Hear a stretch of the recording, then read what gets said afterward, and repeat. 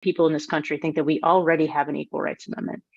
So for those of you on the call who know we don't yet have constitutional equality, you can see the uphill battle we have before us in educating the American public on the need for the ERA and how we can get across the finish line. That's where all of you come in. After this town hall, make sure you talk about the ERA with your friends and networks and how important it is that we get sex equality into the Constitution, and take your values to the polling place with you on election day. Now, I'd like to turn over the discussion to our DC Director and Director of Outreach and Partnerships, Bettina Hager. Bettina? Thank you so much, Zakia. And thank you to our speakers and everyone on Zoom or streaming for joining us for this important discussion and background on ERA 101.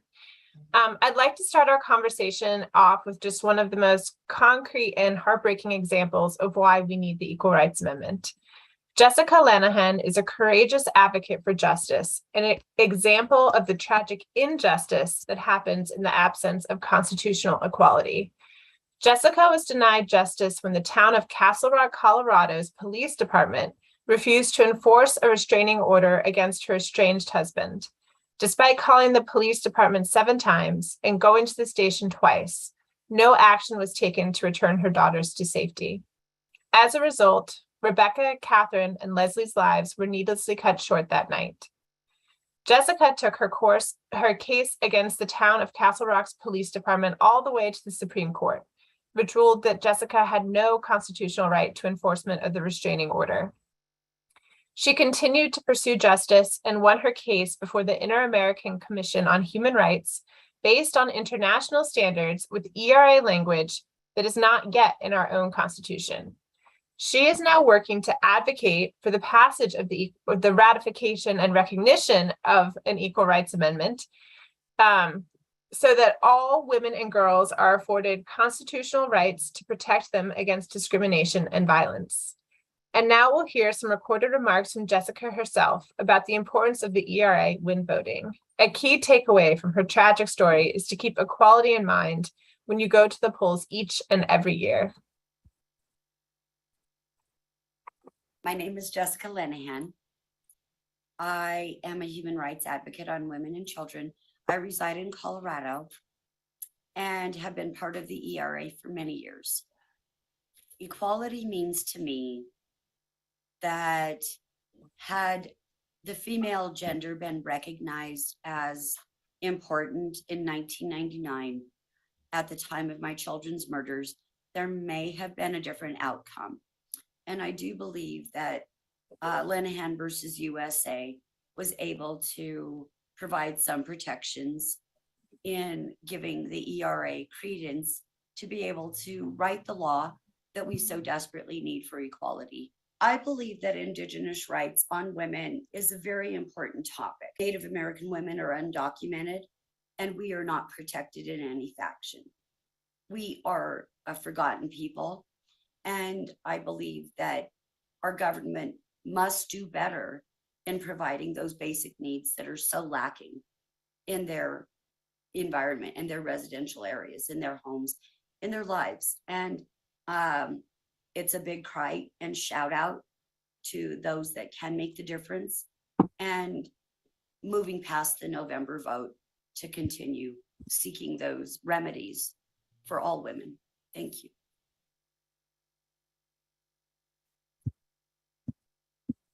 Thank you so much.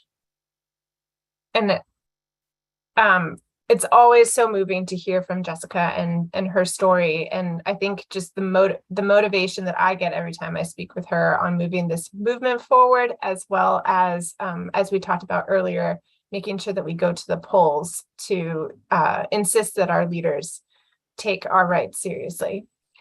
And now I'd like to introduce our esteemed speakers. First, I will introduce Dr. Michelle Bratcher Goodwin, who is a Chancellor's Professor at the University of California, Irvine, and founding director of the Center for Biotechnology and Global Health Policy. She is also a global thought leader and advisor and the host of the popular podcast On the Issues with Michelle Goodwin at Ms. Magazine. Her writings address pressing matters of law, society, and global health. An award-winning author, her publications appear across 5 books and more than 100 law review articles, book chapters, and commentaries. Her opinion editorials and commentaries can be found in the New York Times, LA Times, Salon.com, Politico, Forbes, the Christian Science Monitor, and other platforms. Her latest book is Policing the Womb, Invisible Women and the Criminalization of Motherhood. Thank you so much for being with us, Michelle. I'd also like to introduce Dr. Julie Suk, who is a professor at Fordham University School of Law and an interdisciplinary legal scholar focusing on women as constitution makers at the intersection of law, history, sociology, and politics. Her broader research interests include constitutional and social change, anti-discrimination law and its effects on social inequality, women, work, and family, civil litigation as an enforcement mechanism for public law, access to justice, including the past and future role of non-lawyers in solving the civil justice problems of poor and middle-income people, social, political, and legal theory, and law and literature. Her book, We the Women, The Unstoppable Mothers of the Equal Rights Movement, was published in 2020. Thank you, Julie. And last but certainly not least, we have Jennifer Carroll Foy, who ran and won her race for the House of Delegates while pregnant with twins in 2017. She proudly served as the representative for the 2nd District, where she carried and passed bills to end pregnancy discrimination, reduce the Black maternal mortality rate, and it was her Equal Rights Amendment resolution that passed, making Virginia the 38th and final state needed for ratification. As a former foster parent, public defender, gubernatorial candidate, and one of the first women to ever graduate from Virginia Military Institute, a historically all-male college, Jennifer has dedicated her life to public service. She is currently running for state senate for the 33rd District in Fairfax and Prince William counties. So I just wanted to take a moment and thank you all for being with us. I think someone said earlier, this is a powerhouse panel, and it truly is. And we cannot wait to begin this discussion and go on to ERA 101. So as this is ERA 101, I want to provide just a short synopsis, which our legal scholars can expand upon, on how you ratify an amendment. So according to Article 5, the amendment must pass with 2/3 support from Congress and be ratified by 3/4 or 38 states. That's it, right? Okay, yes. Three-quarters of 50 states, which would be 38 states total. Sorry, I said 3/4 or 38 states. I was trying to do the math, but yeah, 3/4 of 50 states, which is 38 states. So the ERA passed Congress 50 years ago, and Virginia became the 38th and final required state to ratify in 2020. But it's still not published or universally recognized as a 28th Amendment. What's the holdup? Is it the courts, Congress, the president? And what needs to happen for it to be recognized as part of the Constitution? Julie, do you want to start? I know you've done a lot of research and thought. Sure. So the holdup is Article 5, and the holdup is actually the Constitution itself. So let me explain. Article 5 requires two-thirds of both houses of Congress. And what that meant when the ERA was introduced in 1923, like almost 100 years ago, but it never passed 2/3 of Congress until 1972. So that took 50 years. And there were instances where it passed one house, but not the other. But a very important part of the holdup story was that in 1970 to 1972, despite the fact that the House, which had some women in it at that time, they passed it by 96% of the vote in 1970, but the Senate just let it die initially. Then when the Senate finally passed it, some vocal minorities within the Senate, meaning like a few guys who really did not want the ERA, they insisted on a deadline. And so that compromise was made to allow the 2/3 to happen, even though I believe that even without the deadline, there were ultimately 84 votes in the Senate to 8 to pass the ERA. But I think that just points to, we have a political process that's baked into our Constitution that makes it very hard to amend. And it means some vocal opponents, even if there are 8 guys, literally 8 guys in the Senate, they can end up getting what they want, which is a deadline, which for them is better than killing it. And that's what happened. And I think the deadline has really made it difficult because we got 35. And if you think about it, getting 35 states out of 50, by most of the world's constitutional standards, it's like more than enough to change the Constitution in most of the rest of the world, especially when those 35 states include states like California and New York, like the most populous states in the United States. So overwhelming support.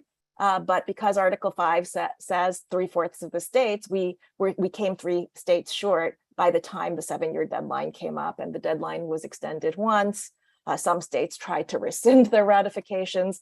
So by the time we get up to 38, the story is very messy and complicated, but we do get up to 38. But a lot of opponents still say that the deadline applies. The rescissions reduce the number of total ratified states. And as a result, there's widespread confusion and disagreement about whether or not it really should be added to the Constitution today. So I'll stop there and invite Michelle to add on. Yeah, Julie, you laid that out so incredibly well. I mean, that's the stalemate that we're in, and there have been legal scholars divided over what could take place next. So should this be able to go forward now that there are 38 states that have signed on? And so is this a matter of just simply making sure that it is certified by the archivist? There's a part of this narrative that includes the Trump administration sending a letter to the archivist warning against doing that. There has been pressure then placed on President Biden to make some effort that would make clear that there would be no type of penalty, punishment, etc., if in fact the archivist were to go forward. But we're in somewhat of a stalemate now, and I think that Julie laid it out so absolutely clearly. And let me just say, as a fangirl, shout out, call out to Julie as well. Everyone should have on their shelves her book. She came on my podcast, listen on the podcast. It's just brilliant work. And it's brilliant work that's been for a very long time examining matters of women in political leadership and the urgency of a critical mass. And I think that people are beginning to understand that now, how important it is that when women are in spaces, that it's not just tokenized representation, but in order for women to truly be able to lead, institutions really need to make sure that there are women who join other women in order to make their voices heard. And Julie's work has been in that space for a very long time, pre-Me Too and all of the sort of current movements that we see where folks are recognizing the urgency and importance of women's political leadership. So. Thank you so much, Michelle.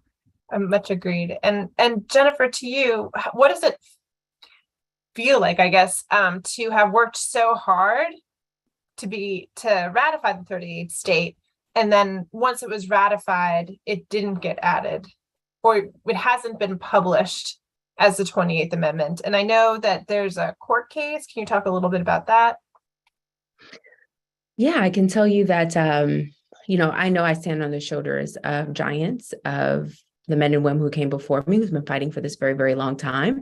I'll never forget, I had a older woman pull me to the side at an Equal Rights Amendment rally. And she looked at me and she said, you know what, I've been fighting for this since before your mother was alive. And so it really put things in perspective for me. And, after Nevada and Illinois were able to get it done, and then have Virginia to be able to, be that final state was really gratifying. But I knew that that's just where the fight will now renew, right? And it's just beginning again, because there will be all of these different challenges, like as was mentioned, the oil seat opinion and the deadline. And there were the people who are saying that they rescinded their ratifications for the Equal Rights Amendment. And so what it does for me is just continues to add fuel to the fire. Passing it in Virginia was no easy feat. There were people on all sides of the aisle who came to the conclusion that it's a dead issue, that it wasn't a unifying issue, that it was only a white woman's issue. And so having to work with organizations, not only in the state level, but on the federal level as well, doing bus tours throughout the Commonwealth of Virginia, going sometimes against, leaders in, all parties to take on this issue and say, no, there is no deadline for women's equality, right? And it's an issue and we're going to make it an issue. And, I just want everyone to, know that there are challenges, but also accept your flowers, right? And take your victory lap, because it is something that is to the top of mind of so many people. I'll just never forget watching the presidential debates and hearing the Democratic presidential candidates talk about the Equal Rights Amendment. And I just could not remember a time that that had happened, where it was dominating the media and news cycle in a way that was overwhelming. So I know that right now, it's a trying time, but the fight continues. Nothing has ever been given to us, whether it's voting rights, whether it's our ability to own property, whether it's our ability to get credit cards without our husband's name on it or his permission. I mean, every single thing that we've ever been able to obtain has always been because we agitated and we were assertive, and this will be no different. So I am confident that we'll be able to overcome this, what that looks like. We're still trying to attack this from every avenue, but I am still overwhelmingly optimistic. Thank you so much. And to that point, we are fighting on all fronts, right? So there is the court case that Virginia was leading, but you're now not leading because of the Our administration Attorney change. General But Illinois and Nevada is going forward with, we are working in Congress to remove the said deadline, or to have Congress recognize the ERA as the 28th Amendment. And we are pushing really hard for our Senate vote. And it has passed the House twice. So we're working to get there, and if anyone wants to comment on just giving people hope that there's a path forward. Do you see a path forward that this being part and recognized as our 28th Amendment to the Constitution? Well, more broadly, I think the question is really important, but I think that you're touching on something that involves the ERA and beyond, that says something about our democracy and where we are in terms of the rule of law, and how so many Americans have become disenfranchised and disheartened, feeling as if the institutions that they most want to respect are perhaps undeserving of the faith and confidence in which they want to give to them. I don't think that we can have this conversation without thinking, let's say, about the last Supreme Court term and the case Dobbs, which dismantled Roe v. Wade and Planned Parenthood v. Casey, and the way in which the court went about doing so. I think it helps to underscore exactly why equality is important, exactly why it is important to explicitly place women within the United States Constitution. And when you look at how the court claimed to be engaged in originalism, but did not do so in any kind of legitimate way. At best, it was incredibly sloppy and wouldn't have even passed a first-year law school exam if you called that originalism. What the Supreme Court was well aware of, but chose not to place in the opinion. So, for example, well aware of the fact that the United States leads all industrialized nations in its rate of maternal mortality. We are around 55th in the world. What the Supreme Court very well knew from the record that had already been provided through the injunction on that law, that Mississippi is a horrific place for a Black woman to be pregnant. 80% of the cardiac deaths in that state are Black women. The awful history of Mississippi in terms of voting rights, specifically related to women, right? Famously, Fannie Lou Hamer being dragged off a bus and beaten in a jail, being placed in a jail because she just wanted to vote.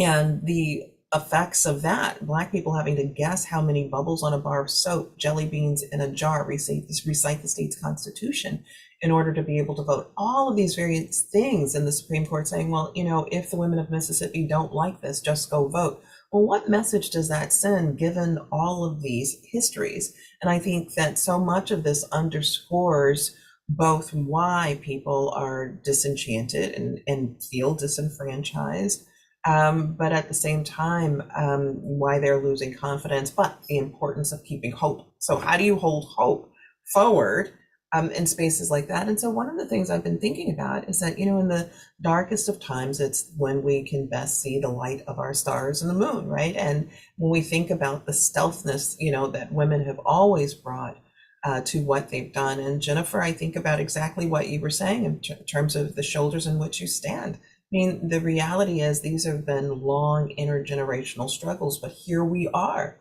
I think about a Harriet Tubman and the incredible work that she did, never losing one person as she would go back and forth into the South to rescue people from the bowels of slavery, something that our military couldn't do until the Civil War. But here was this small Black woman who was able to do that. And if that isn't a message of hope and inspiration, I just don't know what is.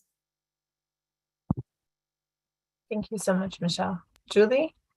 So I am a huge fangirl of Michelle Goodwin. And because you just heard her brilliance, I don't have to explain why. And I'm so thrilled to be on this panel with you, Michelle. And I agree 100% with what you've just said. I think that right now, fundamentally, we need to make clear that the Equal Rights Amendment just stands for a proposition that's about much more than gender equality. It is about the life and future of our constitutional democracy. And it is one of the few amendments of the US Constitution that basically say we are not free as a nation until we're all free. And of course, women and gender are a very important part of that vision of constitutional democracy. So the project of constitutional democracy just cannot be complete without the ERA. And most countries realize that in the 20th century.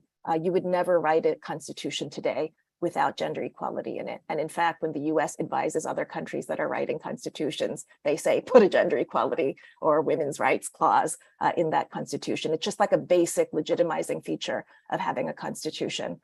So I think that's really important, because now what it means, though, is that we're in a crisis. We have a Supreme Court, which, and I'm not just talking about the outcome of Dobbs, I'm talking about the reasoning. And I think that's what Michelle is talking about as well, telling our Constitution story in a manner that makes it totally consistent with women having no real status and being forced into motherhood, even if, unfortunately, they can die from being forced into motherhood in this country in ways that are embarrassing for an advanced and wealthy democracy such as ours. So that's really important. But it also now, the real crisis, of course, is how do we get to the ERA to the finish line when traditionally in the United States, and I use that word deliberately, traditionally, we think of constitutional rights as something that we trust the Supreme Court to protect. And it doesn't seem like this Supreme Court today and now, even if we give them an Equal Rights Amendment, is going to use the Equal Rights Amendment to optimize the protection of women and girls from violence and other forms of coercion. And so I think it makes it a heavier lift now what the strategy is for getting the ERA over the finish line. But I think one thing we really have to think about is the fact that the ERA, unlike the Equal Protection Clause was a 19th century amendment. The ERA is a 20th century amendment. And in the 20th century, we had a much more complicated and modern understanding of what rights are in a democracy. Rights were not just things that you give to the Supreme Court to decide what they think they mean. Rights were the basis of public policy to actually realize freedom for everyone. And many other countries have developed that in ways that I think the US has lagged behind. But what's very clear when you look at the speeches of people like Shirley Chisholm, the first African-American woman in Congress, Patsy Mink, the first Asian American woman in Congress. You look at the testimony of Pauli Murray, just a legal genius who is just way too far ahead of everyone's time. But you look at all of the things they said about the ERA was not about the Supreme Court. The ERA was about women's empowerment. It was about finding ways for all branches of government to work as hard as they could to make sure that we were all free. And I think we have to emphasize that that's what we get from an ERA, not another right that we hand over to the current Supreme Court majority to decide what they want to do with, but an amendment that empowers people through all branches of government to pursue equality in a very robust way. Great, thank you so much to both of you. Those are beautiful answers. And it kind of goes to my next question, which goes, beyond just rights and specific protections, that some people say, that we no longer need the ERA, although I think that's changing a bit. And they point to the Violence Against Women Act, the Lilly Ledbetter Fair Pay Act, the protections the 14th Amendment has been able to use. So what would you say to them who are, pushing back? Because it's, as you're saying, it's an uphill battle, something that takes a lot of work.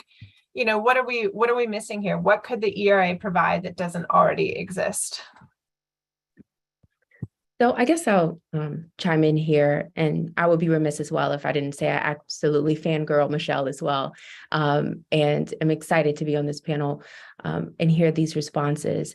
But the thing that I would have to, initially respond with is what the late Justice Scalia said when he said that certainly the Constitution does not require discrimination on the basis of sex. The only issue is whether it prohibits it, and it doesn't. And so it was very clear in that moment that, yes, we may have the 14th Amendment and the Equal Protection Clause that gives us some protections against sex discrimination, but definitely not as much as race discrimination, which has the highest standard under strict scrutiny. And women or discrimination against women by the government can be done, but the barrier that they have to overcome is much, much lower. And so what we're saying is that's not sufficient. And we want to ensure that we do not have discrimination based upon sex. So there are so many other things that are at play here, and making sure that men know that this is beneficial to them as well, right? You have some states that have inferences or presumptions that, for example, if there's a divorce and they're looking at who should have custody of the children, well, some places do believe that women are better nurturers, and therefore they should have a presumption or a tendency. There's a tendency to award custody and care of children towards women. And so again, whenever you have laws based upon gender and sex stereotypes, that doesn't benefit society, right? And so again, it helps all people when you're talking about the Equal Rights Amendment and how important it is. It's not just symbolic. It is something that can actually really substantive address the patchwork of laws that we have throughout this country, right? How many rights I have shouldn't depend upon what region of this country I live in or what my area code is. And when you have patchwork of laws to protect women or some to hurt women, then that's problematic. And so having a Equal Rights Amendment, it will go so far, even with states. Some states have state equal rights amendments. In Virginia, we have a state equal rights amendment. And I believe 21 states have comprehensive equal rights amendments in their constitutions that explicitly bar in denial of equal rights under the law on the basis of sex.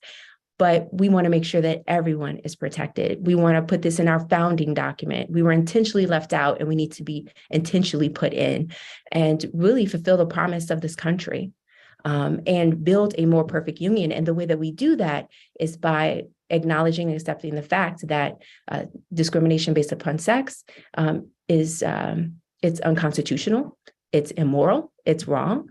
Make it illegal. And I think that will go really, really far as, in this fight towards equality. Thank you so much.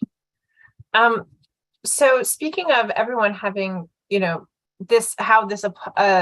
Equal Rights Amendment is applicable to everyone, especially following, the Bostock Supreme Court decision that recognized LGBTQIA+ rights as sex discrimination.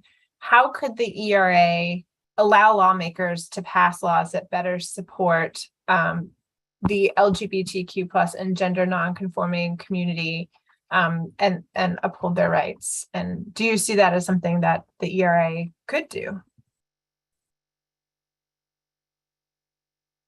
Well, I'll start with that, and I would say potentially yes. So, building off of Jennifer's really brilliant commentary there, one significant aspect, legacy, residue of histories of discrimination, which we don't even account for, right? I mean, there's just such a deep legacy of the hundreds of laws that saddle women with unequal citizenship. Even the fight for the court to recognize women's citizenship after the ratification of the Reconstruction Amendments says so much. I mean, most law students have no idea that, cases at state and also US Supreme Court for women to become lawyers, and the Supreme Court saying no, state Supreme Court saying no, not even to serve on juries, can't even become serve at the bar, the restaurant that you own. I mean, just legacies and legacies. And when you look at how the court handles state-based discrimination, you discriminate, despite the fact that this is a court that has been dismantling, half a century of progress in that domain. That aside, the reality is that, states are held to a compelling interest standard. It's strict scrutiny that the court will engage in when there are matters of racial discrimination. But there's a different standard if you want to discriminate against women. You're not held as a state to that high standard. You got to like so reason to discriminate against women. Well, that's okay. This level of intermediate scrutiny. There's so many problematic vestiges of sex discrimination that continue to persist in law that are urgent to address. And you've mentioned the Bostock case, which is a fascinating case because it's a case that is written by one of the new conservatives on the court. Justice Gorsuch writes that opinion. It's an opinion where there are multiple originalists on the court, and they're all coming out in different ways. Maybe that's a good thing about originalism, sort of shows that like you could come out in different ways, or in the same time, maybe it shows that perhaps there's not as much there as people suggest, because it's hard to actually land on what exactly is originalism. But at any rate, it is the case that says that, states may not discriminate in employment against individuals who are LGBTQ. Specifically, there were individuals who identify as trans who had lost their jobs based on discrimination, and they brought suit that this was sex-based discrimination. And the Supreme Court said that, yes, it was, and they were able to prevail before the Supreme Court. But I do think that, again, when we sort of think about where this court is, and we think about Dobbs, and we sort of think about the sort of legacy of protections, those legacies of protection even are really quite vulnerable, even before this very same court. I mean, if you look at Dobbs, the Supreme Court suggests the majority that there are guardrails around its decision, that its decision only applies to the dismantling of the abortion right. Various other rights that have emerged over time that have been connected to privacy are okay. And then you read the concurrence by Justice Thomas in particular, where he says, wait, no, that's not the case.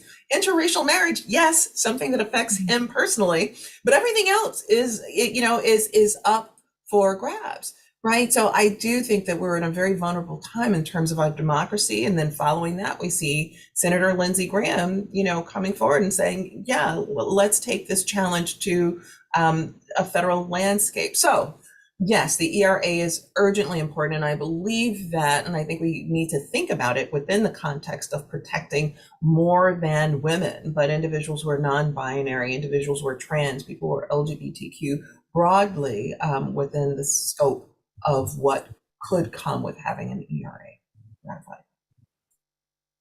Thank you so much. So in some ways, my answer is slightly different and perhaps simpler than Jennifer's and Michelle's, because I think what the Dobbs decision and what Michelle was saying about the manipulability of originalism as a technique of legal interpretation, but it's not just originalism. I would say there are many, many legal techniques that can lead to very different outcomes when you're thinking about words that have many meanings, including sex and gender, including women.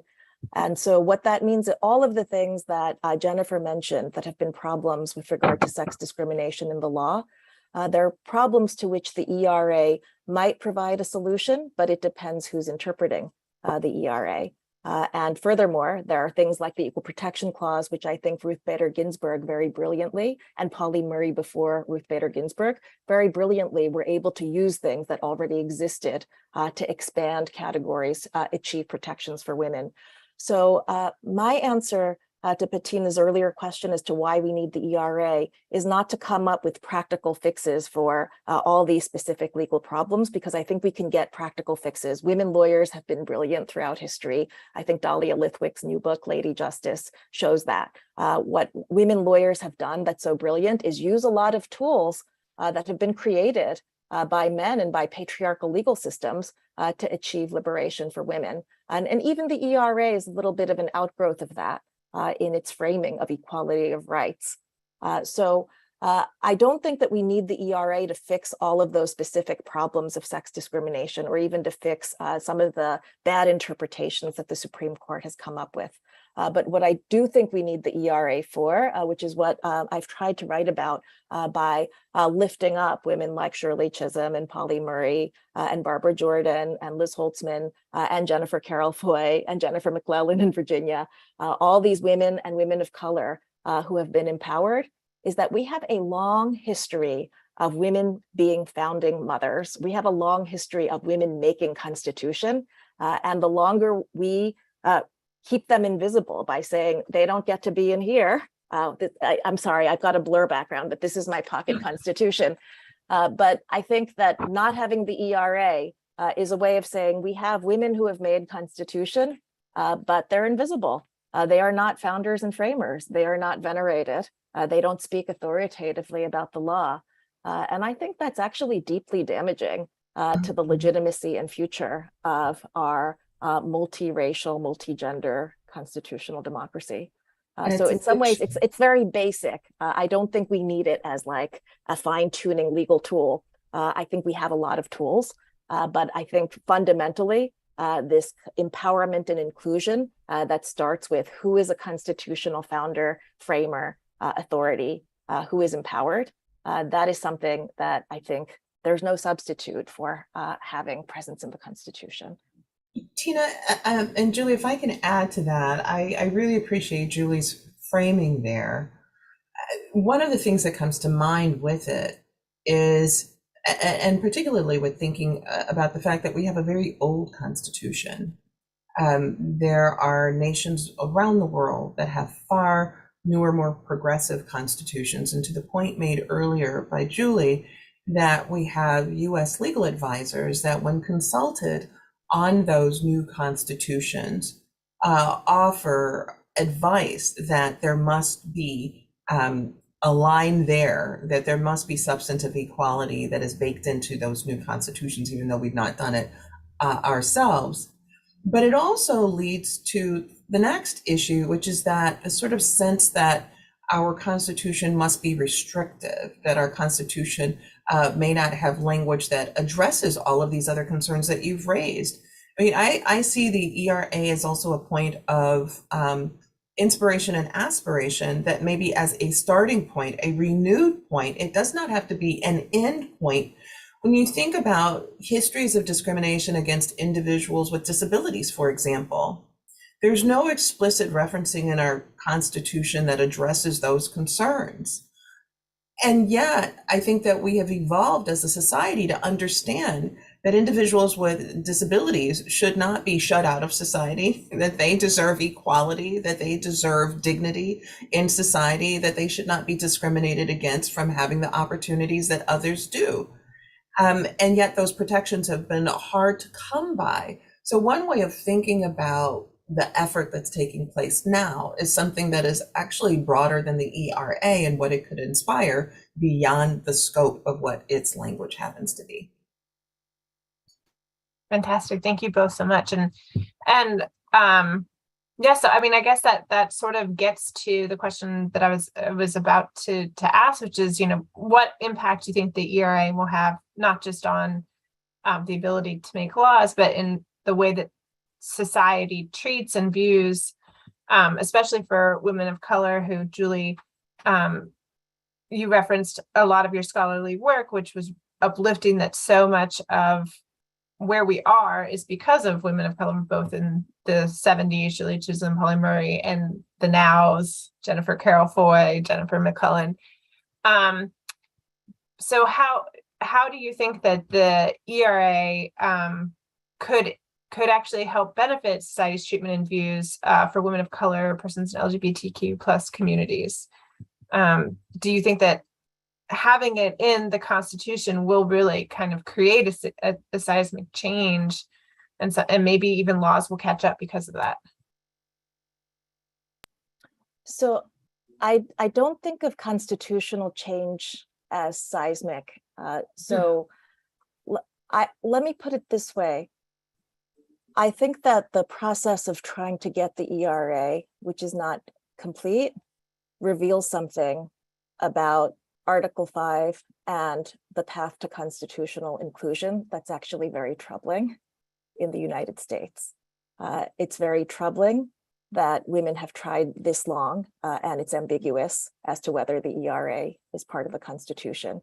And what that tells you is that we essentially have an unamendable Constitution, at least as it exists right now. The ERA was the last time that Congress, in such overwhelming numbers, adopted an amendment, and we haven't had an amendment added to the Constitution since I was like not yet old enough to vote. 1992. I was 17 years old at the time, and that amendment was written by guess who? Slaveholding founding father James Madison. It's about congressional pay.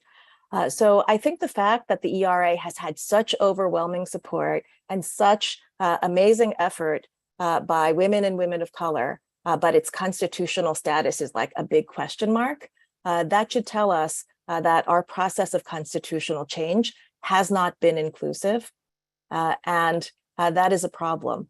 So now, if we're going to work to get it into the Constitution, and I think the political process, specifically the congressional strategy of getting the Senate and of course the Senate is responsible for that 7-year deadline in the first place, but getting the Senate, which I understand to be an uphill battle, but getting the Senate to remove the deadline or to recognize the validity of the ERA now, and not just getting them to do it, getting people to talk about why it's important now in this moment, so that it becomes part of the legislative history and part of the original meaning of the Equal Rights Amendment. That's incredibly important. I think if that can happen, I think it will open up the path to constitutional change. And it's a path that has been blocked for at least 50 years. Because the last amendment we got was 30 years ago, and it was an amendment that was written in the 18th century. So I think that opening up that path is really important, not only because of what the ERA brings, but then opening the way to other forms of constitutional modernization that we actually need, including the inclusion of other marginalized groups that have not been constitutionally included, and including, very importantly, focusing on why we have institutions, including the Supreme Court and the Senate, that are not very representative and over-empowered in ways that block legislation and public policy that the most marginalized groups actually need. Thank you, Julie. And I want to just open that to Michelle and Jennifer really quick before we go to our final question before Q&As, but I want to make sure everyone has an opportunity to respond. I guess I'll go because I don't want to go after Michelle. So I would say that while acknowledging the advocacy and the fight that Black women have played, especially when you're talking about the Equal Rights Amendment, I definitely have to shout out my friend, Senator Pat Spearman in Nevada. I have to talk about Lieutenant Governor Juliana Stratton in Illinois. I have to talk about State Senator Mamie Locke here in Virginia, who helped rally the troops when there were some people who said, maybe we shouldn't pass the Equal Rights Amendment because if we make it, if we don't do it, that'll excite women to come out and vote. And it's like, no, we have to do this because we need it now and it's the right thing to do. So also wanting to pay homage to those women and make sure they get they receive their flowers as well. And so for me, I do hold true that I think that having a Equal Rights Amendment can bring about a significant change. And I base that upon looking at what's happening amongst the states. And so state level constitutional provisions have been a huge source of individual rights. It's been what the states or women or people who've been discriminated because of their sex or gender in states have used to draw on in order to bring challenges. So the state equal rights amendments have been the basis for finding a right to marriage equality for same-sex couples and for prohibiting restrictions on abortion funding and state Medicaid programs. So I would hope and I would think, because it is true, we truly don't know until the courts interpret and define what is sex, what is gender, what does that mean? I mean, we even look at the 14th Amendment, and there are still challenges being brought to the Supreme Court defining the language of the 14th Amendment. So I am optimistic that, and I am hopeful, or maybe I just really want for it to bring forth big and bold change and help us get closer to closing that gap and obtaining constitutional equality. So, I just, want to acknowledge and thank you all for, bringing up that intersectionality, that Black women and being a woman, being Black and being a woman, and that intersectionality, that's why we fight. And we want to bring as many people with us. And I think that has caused some discourse in the past where you have people who are siloed and say, we're going to fight for this or that. But no, we have to bring everyone along because, if everyone doesn't have equality, no one has a true equality. And that's the basis upon it. But thanks. So what comes to mind for me with the question is how important it is for us not to rest on our laurels. And it is important. Legislative victories are incredibly important, and constitutional ratification of amendments that help to further the arc of justice are critically important. But we also have to be mindful, too, that we must remain vigilant, that it's not enough to simply have law on paper, that it can sadly be rendered meaningless, right? So there was the ratification of the 13th, 14th, and 15th Amendment, Reconstruction amendments that should have been able to sustain and help to serve as a lever for equality and to fight against the ways, both in terms of dignity harms and other substantive harms that people of color experienced, that Black people experienced.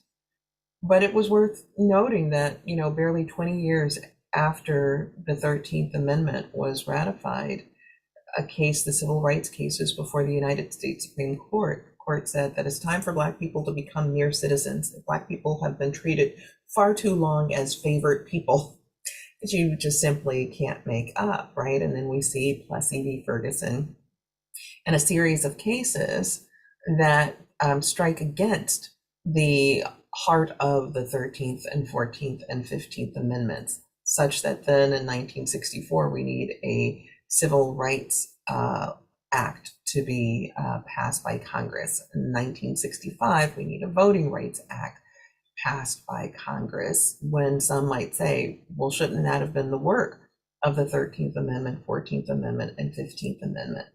So I think it's important that we're also mindful of the struggles that we're in, and so that even with getting to a promised land with the ERA, it's not enough. We have to be mindful. We have to be vigilant. Voting matters. Voting not just up ballot for people who run for president, but also voting at the local level, school boards, people who are city planners, like all of that is just really critically important in order to hold on to our democracy and to protect the rights that we fight for that are embedded in legislation and in the Constitution. Thank you so much. And that really gets to our final question before Q&A. I think you already answered it, but what do you think the people here today watching along with us or watching on our social media channels can do to help get the ERA added to the recognized as part of the Constitution? I heard vote, so I don't know if you want to expand on that. And Jennifer and Julie, what would you like to share with our audience? I'll pick on Jennifer. I'm just kidding. Okay, thanks. Okay. And so for me, Of course, absolutely voting. Whenever you have marginalized communities, the best way the best way for them to be able to achieve equality, fairness across the board is to, be at the table, be in the rooms where the decisions are being made. And we do that by flexing our political muscle and voting, making sure that we recruit candidates to run who values align, and then supporting those candidates and helping them get into office so they can make systemic change. I mean, I have to tell the people on this call, but I can tell you after 2017 here in Virginia, where we elected a number of amazing, dynamic, fantastic women, I don't have to tell you the type of legislation that was being proposed. Paid family medical leave, paid sick days, affordable childcare. It was a Medicaid expansion, more legislation to help small women and minority-owned businesses, ending pregnancy discrimination, making breast milk covered by health insurance. I mean, these are the practical, pragmatic policies that are being pushed and passed when you have more people who understand the experiences that we have actually putting bills and budgets in place in order to move our country forward and do practical things that's needed. I mean, just historically, we work more collaboratively. We're different leaders, better leaders, I would argue. We're efficient, we're effective, we're able to get things done. I just think women are amazing. But at the end of the day, we have to be in those rooms. We can continue to beg and plead, or we can grab and take, right? And I kind of think that that's where the sentiment is now. We see what happens when we take a back seat, and we're the tail and not the head, right? Our bodily autonomy is taken, right? Our rights to vote are taken. In certain circumstances, our civil liberties, everything. I mean, one of my friends recently said, Jen, I'm really worried because, in places, like India and other places, you had these things that happen, and it's kind of like being a frog slowly boiled to death. Slowly your rights start being taken away. And then you look up and you say, well, what happened? How do we get here? And I see us on that trajectory, and I'm concerned and worried. So I think absolutely voting, joining organizations like the ERA Coalition, you have the National Organization for Women, you have so many feminist majorities, so many amazing organizations that's out there, because our voices ring louder when they ring together. So joining amazing organizations out there who's out there taking a charge, helping to do the work, pass the policies, and doing all the things that need to be done is also something that you can do, because they need help, they need resources, they need funding. And so I think that's where we are. And, calling out power and privilege where it is. Power and privilege is a true challenge and issue to so many groups obtaining equality, hard stop, whether it's LGBTQ, whether it's women, across the board. So really, really taking that on in a real way and advocating and lobbying and that's how we're going to get to where we need to be. Again, none of our rights have ever been given. They've always been taken, and this will be no different. Thank you so much. And I've been told that we do have a ton of Q&A questions from the audience. We might only have time for one, but hopefully we can get you the rest of the questions after, so you can just see everything that the conversation spurred in everyone's minds. But I'm going to ask Chrissy West, our communications director, to read off at least a couple. Chrissy? Yeah, I don't know if it's possible to do this as a lightning round and just as quickly as possible. We do want to be respectful of everyone's time. I know Professor Suk has a hard stop for her next class, I think. So, and Michelle as well. So both our professors have other things to do. So our first going on, so I can. No, well, I'm sure Jennifer, you're quite busy as well. So you can all hang out with me, but our first question for the lightning round: do you think the opposition and or reluctance in the Senate is solely related to legal issues with state approval not meeting the deadline, or is there true resistance to the ERA as an issue? Michelle. I was thinking that actually Julie would be really good at addressing that. Well, just because, so it's an interesting thing, the sort of use of the deadline as a proxy, right, for resistance. So I would imagine that if surveyed, there would be senators, and they were asked, well, do you believe in women's equality? mean, even those who've been very, sort of articulating against women's equality in terms of reproductive freedom, that's something that they probably most would not want to go on the record saying, I don't believe in women's equality, even though I think if asked the question about the ERA, who knows how some would actually come out on that question. But I think that they get to avoid that altogether, those who might be conservative and resistant about it, by using the data as a proxy for that. Thank you. Julie? Yeah. So I've been trying to think about your question, Bettina, because I think it's complicated. What can we do now? And I fully agree that we should vote, but I've been closely watching the voting rights cases that are before the Supreme Court. And almost everything I'm going to say that we can talk about that we could do, there are barriers that are being put up by the courts and by other institutions in power that make it difficult to fairly achieve success by voting. It makes difficult to fairly achieve success by litigating, difficult to fairly achieve success by going to your elected officials. And what I mean by difficult is not just are the votes there, but things like the Senate filibuster, right? And unfortunately, I think the big problem right now with regard to resistance in the Senate, this was not true in 1972. ERA was not a partisan issue. And it would not have passed without the support of many Republicans in the 1970s. And right now, I think because of the filibuster, it needs to be a more bipartisan issue. And I say this, but it's hard because there are very few things on which there's bipartisan agreement right now. And it just does reflect the ERA is kind of the tip of the iceberg, which is a lot of features of our democracy have broken down in recent years. But I also think that working on ways of getting this thing on which there really should be agreement in the United States. What I fear is that if you wrote an amendment today that just said the United States is a democracy, it would not pass 2/3 of Congress. And I'm genuinely worried that if you propose that, it would not pass.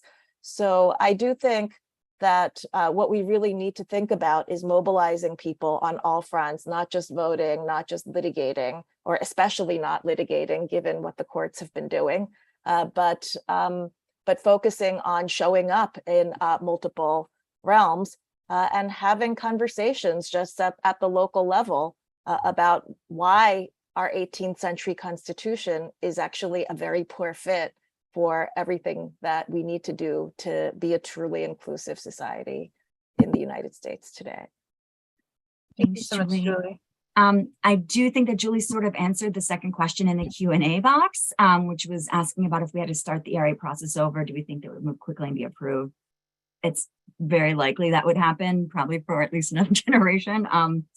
So we'll move to our next question in the lightning round, and probably our final one, because we do need to close. Biden promised to codify a person's right to abortion healthcare into law. Can that right be included into a sweeping ERA package to be passed, or does it need to be separate because one is an amendment?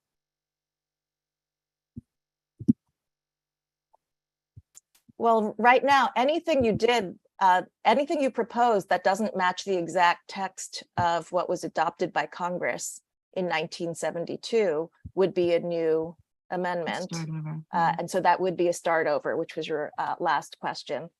Because I think in many respects, if we're starting over, I don't know that we would choose the same wording that was adopted in 1972. Maybe we would have more intersectional language in it. Maybe we would include the disabled. Maybe we would do different things with that amendment if we were introducing a new one today. But the one that was introduced in 72 got 2/3 of both houses of Congress and got 3/4 of the states, notwithstanding the deadline. So, but I do think that it is worth pursuing the codification of reproductive rights as a statutory matter. And we have broad popular support and the votes in the Senate to do it. It's just been filibustered.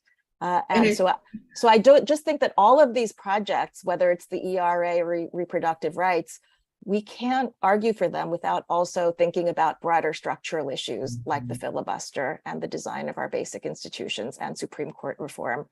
And I would encourage people to every conversation about the ERA also has to be about the institutions that have historically blocked the ERA because these are related issues. And codification of Roe v. Wade is not the same as ratifying a constitutional amendment, right? So it's a much lower bar in order to be able to do so, but one in which there is a dramatic tension within the process of governing in our Congress that relates not just to the Women's Health Protection Act, but many other areas of law that would be difficult to move along. I think that there's a lot to be learned from the past. And so I want to close with just thinking about the importance of a third Reconstruction. If we can think of the first Reconstruction as the 13th, 14th, 15th Amendments, starting in, the 1860s, the 1865 ratification of the 13th Amendment, and then with the civil rights laws of the mid-1960s as being perhaps the second Reconstruction, we're due for another one. Hopefully it wouldn't take us until 2160s, something that would come much sooner, but I would hope that we could keep it. And by keeping it, that we could be vigilant, that we could make very clear that our Congress would be a place that's hospitable to people who are blatantly racist, sexist, homophobic, anti-Semitic, and that all would be done to make sure that we have a Congress that reflects the values that are embedded in our Constitution and the laws that we enact. So I'll leave it at that. There's so much more to be said, and I've just been very grateful to be on the conversation today with these wonderful folks here, both Julie and Jennifer, and thank you, Bettina. Thank you so much, Michelle. Thank Well, you. that is real. So, Chrissy, so I think that that's all we have time for today, just respecting, I know that both Professor Suk and Goodwin have to leave. But I want to thank you all for your thoughtful questions and to our speakers for their insightful responses. We hope to see everyone again soon for our next conversation in the Harnish Town Hall series. And before then, we hope you'll all visit www.electequality.org to find your candidates for office who support equality and the ERA before heading to the polls, and please vote. So thank you. Have a great rest of your day. And thank you so much to our panelists. It was such a wonderful conversation. Thanks so much.